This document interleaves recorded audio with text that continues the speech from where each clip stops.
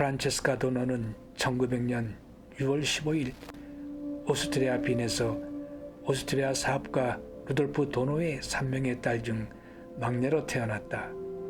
아들이 없었던 아버지는 영리한 막내딸이 가업을 잇기를 원했다. 그녀는 아버지의 뜻에 따라 상업 전문학교를 졸업한 후 영국으로 3년간 영어 연수를 하여 영어 통역사 자격을 취득하였다.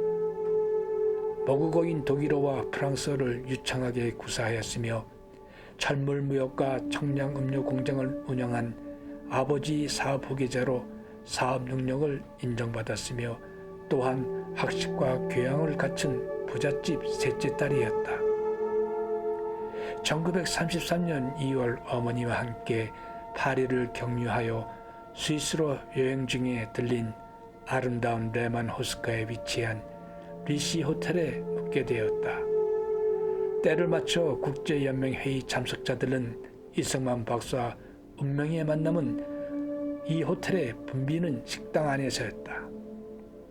프란체스카 모녀가 식사 중인 4인용 테이블에 비어있던 한 의자에 합석하게 된다. 이승만 박사가 이 회의에 참석하게 된 동기는 일본의 만주 침략군과 만주의 한국 동포들이 일제히 학쟁에 시달리는 사연을 홍보하고 국동의 평화를 위한 한국의 독립을 호소하러 미국서 급히 날라와서 국제연맹과 각국 대표 그리고 방송국, 신문 기자들과의 면담을 위해 동분서주하던 중이었다.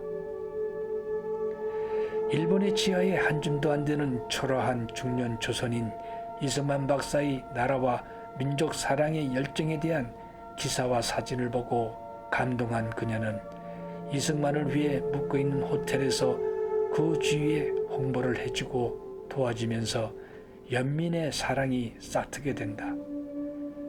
그녀는 여행을 중단하고 서둘러 집으로 돌아갔다.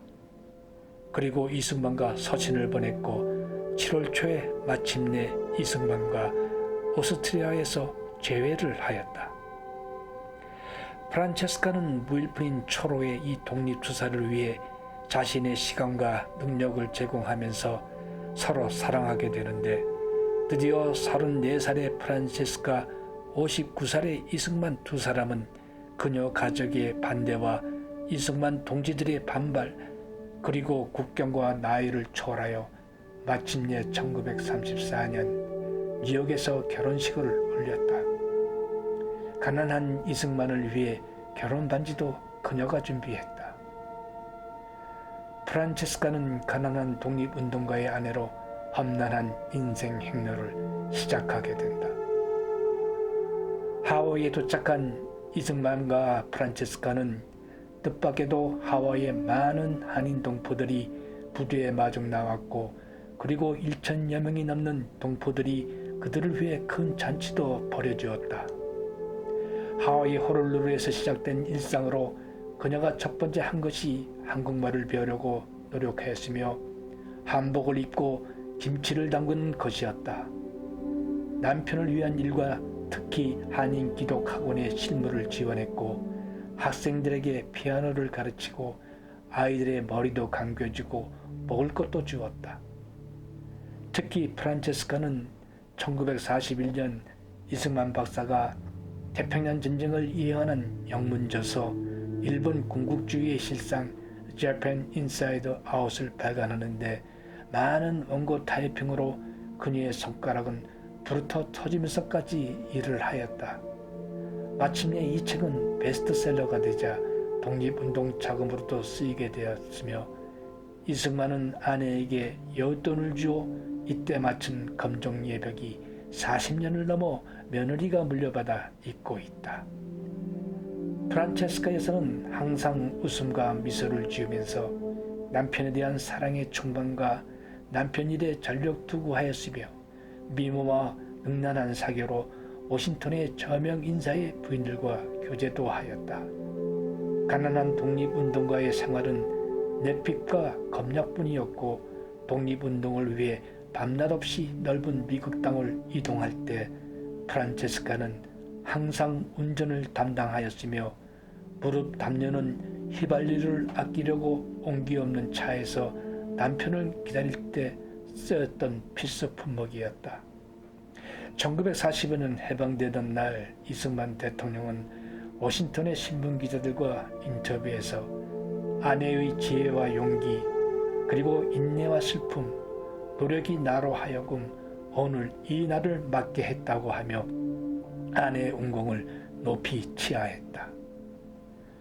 프란체스카 여사는 건국 후 대한민국 영부인으로 외교 업무에 크게 이바지하였으며 특히 6.25 전쟁 기간 동안 3개국 언어로 비밀 외교 문서를 작성하는 데 큰 역할을 하였다. 수많은 편지를 통해 전쟁의 참사를 국제사회에 알려 도움을 받게 되었다. 또한 전쟁 이후 나라의 궁핍한 살림을 돕기 위해 유럽 은행가들로부터 대한민국이 경제 원조를 받게 하는 다리의 역할도 하였다. 6.25 전쟁 중 낙동강 전선에서 공산군과 사투를 벌이는 중 이승만 대통령은 프란체스카 여사에게 대구 최후 방어선이 뚫리면 내가 당신을 쏘고 나는 대통령으로서 싸움터로 나가야 한다며 도쿄 메가더 사령부로 가 있으라고 명령했으나 항상 순종적인 프란체스카 여사는 그 명령엔 복종하지 않고 대통령 것을 끝까지 지켰다.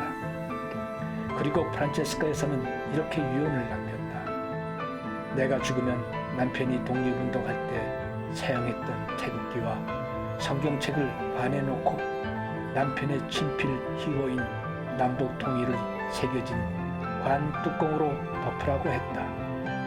그리고 통일이 될 때까지는 우리가 독립하는 것이 아니니까 절약하는 생활을 해야 한다며 자신이 가난한 독립운동가의 아내였다는 사실을 늘 자랑스러워했다. 이승만 대통령이 말년에 외로움과 마음의 고통 속에서도 자신들을 모함했던 모든 사람들을 향해 용서를 몸소 실천했던 프란체스카 여사는 진정한 한국인이었다. 그녀 이름은 이브란이었고 한복 입기를 좋아했으며 오스트리아인이 당신은 오스트리아 사람인가요? 라고 묻자 난 한국 사람입니다.